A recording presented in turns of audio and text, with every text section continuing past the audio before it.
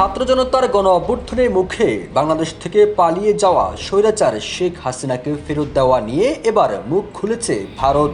শেখ হাসিনাকে ফেরত দেওয়া নিয়ে নতুন করে কিছুই বলার নেই বলে জানিয়েছে দেশটির পররাষ্ট্র দপ্তর।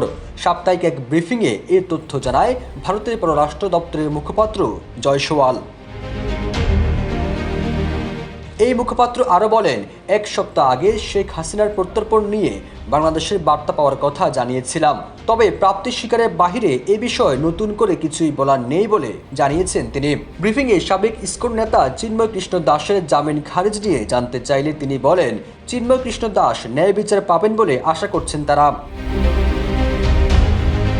ব্রিফিংয়ে গত কয়েক সপ্তাহে বাংলাদেশ থেকে অনুপ্রবেশের বিরুদ্ধে ভারতের কঠোর ব্যবস্থা সম্পর্কে জানতে চাইলে তিনি বলেন, অবৈধভাবে ভারতে প্রবেশ করা ব্যক্তিদের খুঁজে বের করতে এবং ফেরত পাঠাতে অবশ্যই ব্যবস্থা নেবে ভারতের নিরাপত্তা বাহিনী।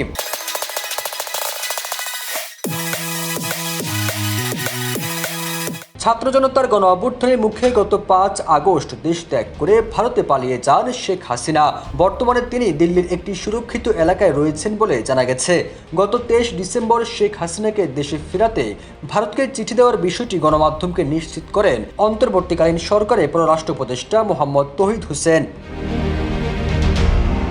একই দিন বিকেলে দিল্লিতে এক ব্রিফিংয়ে ভারতের পররাষ্ট্র দপ্তরের মুখপাত্র জয়সওয়াল বলেন, আমি নিশ্চিত করছি যে আমরা আজ বাংলাদেশে হাই কমিশনের কাছ থেকে প্রত্যর্পণের অনুরোধের একটি কূটনৈতিক নোট পেয়েছি, তবে এই মুহূর্তে এই বিষয়ে আমাদের কোনো মন্তব্য নেই। জুলাই আগস্টের গণহত্যার মামলায় গত 17 অক্টোবর শেখ হাসিনার বিরুদ্ধে গ্রেপ্তারি পরোয়ানা জারি করে আন্তর্জাতিক অপরাধ ট্রাইব্যুনাল। এরপর থেকে দেশে ফেরাতে শুরু হয় নানা আইনি পদক্ষেপ।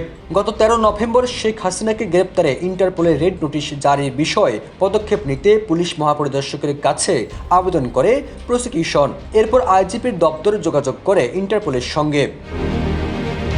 ফিরোজ আলম, জাইজাইদিন।